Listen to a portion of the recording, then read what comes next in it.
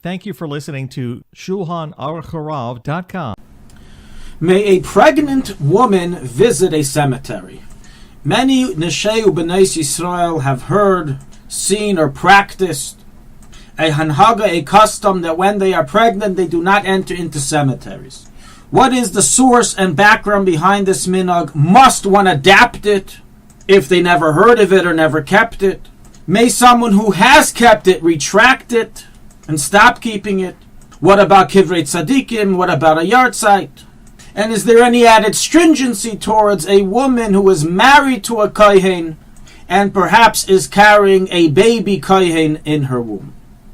So we will first begin in regards to the general populace, not just wives of kohanim, and analyze if there's any problem in entering into a cemetery.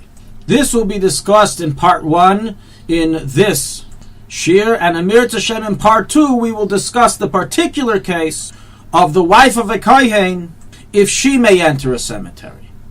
So the fact is that there is no source in Jewish literature, whether it be Talmud, Medrash, Rishonim, Achreinim, whoever make mention of there being a problem of a pregnant woman entering a cemetery. Being that there is no source forbidding it, obviously it is permitted from the letter of the law.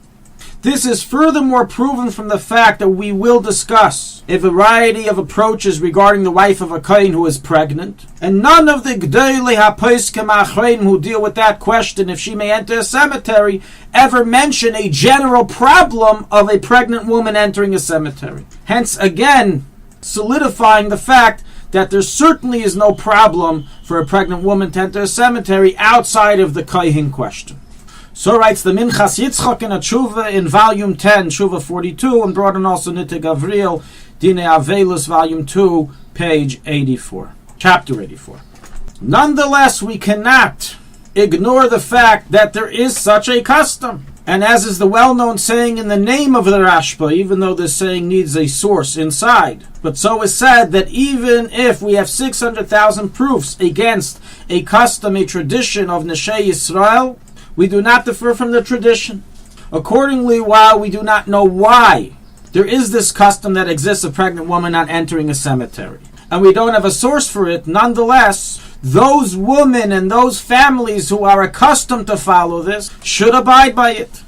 Following this statement of the Rashba, and so concludes the Minchas Yitzchak in his above tshuva. However, those women, those families who have never accepted upon themselves such a minhag are certainly allowed to follow the letter of the law and visit cemeteries even when they're pregnant. There is no requirement for any woman to adapt a custom that is not the custom per se of her family or her community. And thus those who keep it, and those who don't, and everyone's doing the right thing.